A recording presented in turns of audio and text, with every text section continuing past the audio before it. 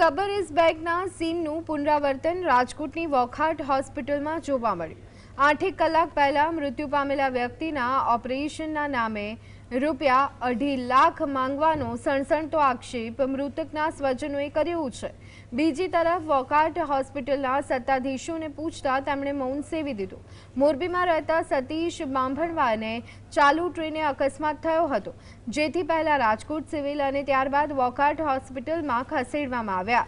Medical field સાથે જોડાયેલા એક સ્વજને સતીશને જોઈ અને કહ્યું કે તેમનું નિધન થઈ ચૂક્યું છે અને ખરાઈ કરવા માટે સિવિલ હોસ્પિટલ પણ લઈ જવામાં આવ્યા, જ્યાં તેમને 8 કલાક પહેલા મૃત થયા હોવાનું જાહેર કરવામાં આવ્યું, જેથી પરિવારજનો રોષે ભરાયા। મૃતકના સ્વજનોની વાહરે કોંગ્રેસ આવ્યું અને હોસ્પિટલને તાળાબંધી કરવાની ચીમકી પણ ઉચ્ચારી છે। તો વોખાટ હોસ્પિટલ અમને એવું કીધેલું કે આ ભાઈ હજી જીવે છે, તમારે 2.5 લાખ રૂપિયા ભરવા જોશે। આ ઓપરેશન કર્યા પછી જીવે ન જીવે એની કોઈ ગેરંટી નથી। મારા ભાઈને 8 થી 10 કલાક રાખ્યો 24 કલાકની અંદરની।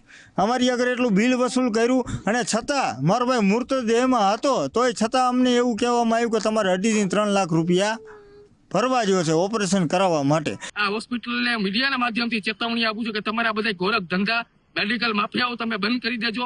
આવનારા સમયની અંદર જો આવો એક પણ કિસ્સો આવશે અને દર્દીના સગા અમને ફરિયાદ કરશે તો હોસ્પિટલને તાળા મારવા સુધીની અમારી